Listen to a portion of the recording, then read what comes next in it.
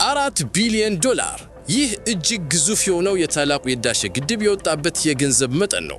ነገር ግን በቅርቡ የቀድሞው የአሜሪካ ፕሬዝዳንት ዶናልድ ትራምፕ ይህን ግድብ የአሜሪካ መንግስት እንደገባው ተናግረዋል። እውነቱ ግን ምንድነው? አሁን ዝርዝር መረጃውን የኢትዮጵያን ጠንካራ ምላሽ ይዤላችሁ ቀርብ ያለው የኢትዮጵያ ጠቅላይ ሚኒስትር አብይ አህመድ በፓርላማ ተገኝተው ለዶናልድ ትራምፕ ንግግር እጅግ ግልጽና ጠንካራ ምላሽ ሰጥተዋል። ፕሬዚዳንት ትራምፕ በዳቮስ በተካሄደው የዓለም ኢኮኖሚ ፎረም ላይ ባደረጉት ንግግር ግድቡ በአሜሪካ የገንዘብ ድጋፍ የተገነባ እንደሆነና የአባይን ወንዝ እንደሚዘጋ ገልጸው ነበር።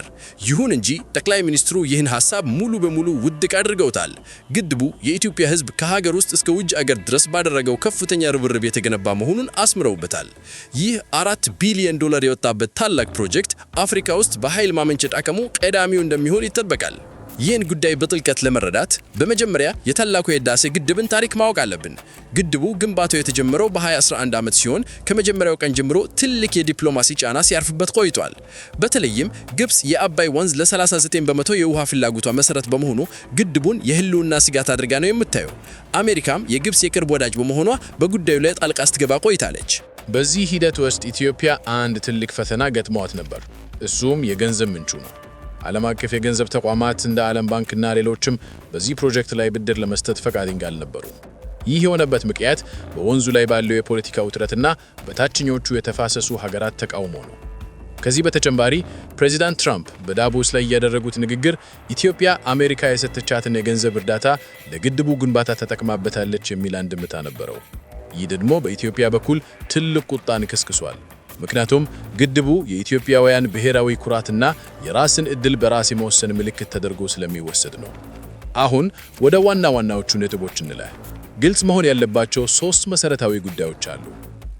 የመጀመሪያው ነጥብ የገንዘብ ምንጩ ጉዳይ ነው። ጠቅላይ ሚኒስትር አብይ አህመድ እንደተናገሩት ኢትዮጵያ ለዚህ ግድብ ግንባታ አንድም የውጭ ብድር ወይም እርዳታ አልተቀበለችም። አንድም ብር ከውጭ አላገኘንም ብለዋል። ይልቁንም $4 ቢሊዮን የተሰበሰበው ከኢትዮጵያውያን ደመወዝ፣ ከገበሬው ድጋፍ፣ ከዲያስፖራው አስተዋጽኦና በሀገር ውስጥ ካሉ የቦንድ ሽያጮች ነው። ይህ ማለት ግድቡ 100% የኢትዮጵያውያን ሀብት ነው ማለት ነው። ለምሳሌ ተማሪዎች ምሳ ሳንቲማቸውን፣ የመንግስት ሰራተኞች የአንድ ወር ደሞዛቸውን በመስጠት ነው ይህን ታሪክ የሰሩት። ሁለተኛው ነጥብ የግድቡ የቴክኒክ ባህሪ ነው። የግድቡ ዋና ስራ ተቋራጭ የሆነው የዌቢልድ ዋና ስራ አስፈጻሚ ፒየትሮ ሳሊኒ እንደሚሉት ግድቡ ውሃ አይበላም። ይህ በጣም ወሳኝ ነጥብ ነው። ግድቡ የውሃ ፍሰቱን ተጠቅሞ ተርባይኖችን በማሽከርከር 5150 ሜጋዋት የኤሌክትሪክ ኃይል ያመነጫል እንጂ ውሃውን አያጠፋውም። ለምሳሌ እንደ መስኖ ልማት ውሃውን መሬት ላይ አያፈስሱም። ውሃው በተርባይኖቹ አልፎ ወደ ሱዳንና ግብጽ መሄዱን ይቀጥላል። ስለዚህ ግድቡ የውሃ ፍሰቱን ይዘጋል የሚለው የትራምፕ ንግግር ከሳይንሳዊ እውነታ ጋር አይሄድም። ሶስተኛው ነጥብ የዓለም አቀፍ ተቋማት አቋም ነው። ፒየትሮ ሳሊኒ በሰጡት ቃል አንድም ዓለም አቀፍ አበዳሪ ለዚህ ፕሮጀክት ገንዘብ ሊሰጥ ፍቃደኛ አልነበረም ብለዋል። ይህ የሚያሳየው ኢትዮጵያ በራሷ አገር ለመቆም ያደረገችውን ተጋድሎ ነው። ፕሮጀክቱ ያለ የውጭ ጣልቃ ገብነትና ድጋፍ እዚህ ደረጃ መድረሱ ለሌሎች የአፍሪካ ሀገራትም ትልቅ ትምህርት የሚሰጥ ነው። ይህ ጉዳይ ለማን ይመለከታል? ለሁላችንም፣ ግን በተለየ መንገድ።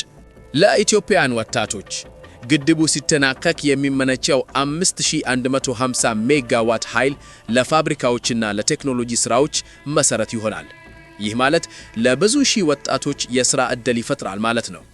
ለቤተሰቦች በገጠር የሚኖሩና የኤሌክትሪክ ብርሃን ያላገኙ በሚሊዮን የሚቆጠሩ እናቶች ሕይወት ይቀየራል።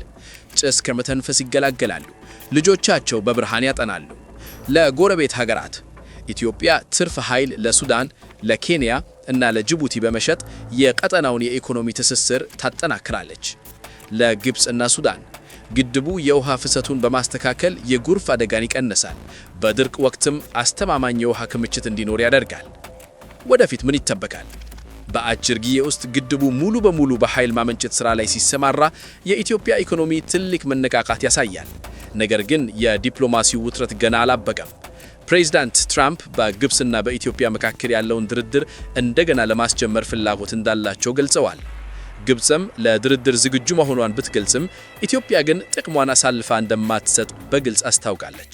ዋናው ፈተና የሚሆነው ወደፊት የሚመጡ የአሜሪካ አስተዳደሮች በጉዳዩ ላይ የሚኖራቸው አቋም ነው። ኢትዮጵያ ግን ግድቡን የሉዓላዊነት መገለጫ አድርጋ ስለያዘችው በማንኛውም ድርድር ላይ የሕዝቧን ጥቅም የምታስከብር ይሆናል። የረጅም ጊዜ ውጤቱ ኢትዮጵያን የአፍሪካ የኃይል ማማ ማድረጉ የማይቀር ነው። እኛ ኢትዮጵያውያን ለአባይ ወንዝ ያለን ፍቅርና ቁርጠኝነት የተለየ ነው። ይህ ግድብ ለእያንዳንዳችን የድል ምልክት ነው። አስቡት፣ በትንሽ ደሞዝ የሚተዳደረው ሰራተኛ ሳይቀር እኔ ለሀገሬ ብሎ የሰጠው ሳንቲም ነው ዛሬ የዓለምን አይን የሳበ ታላቅ ግድብ የሆነው። ይህ አንድነታችን ምን ያህል ጠንካራ እንደሆነ ያሳያል። ትራምፕም ሆኑ ሌሎች የፈለጉትን ቢሉ ግድቡ በላባችንና በደማችን የተገነባ የኩራታችን ምንጭ ሆኖ ለዘላለም ይኖራል። የህዳሴው ግድብ የ4 ቢሊዮን ዶላር የኢትዮጵያውያን ጥረት ውጤት ነው። ማንኛውም የውጭ አካል የገንዘብ ድጋፍ አላደረገም። እውነታው ይኸው ነው። ይህ ለሁላችንም ትልቅ ትምህርት ነው። ለሌሎችም አጋሩ። አስተያየታችሁን በኮሜንት አሳዩን። የኢትዮጵያ ከፍታ ይቀጥላል። ኢትዮጵያን መጉዳት የሚፈልጉ ኃይሎች አሉ። ገንዘብ ፋይናንስ ያደርጋሉ። እመኑኝ ግን ኢትዮጵያን አይችሏትም። አልፈናል ከሱ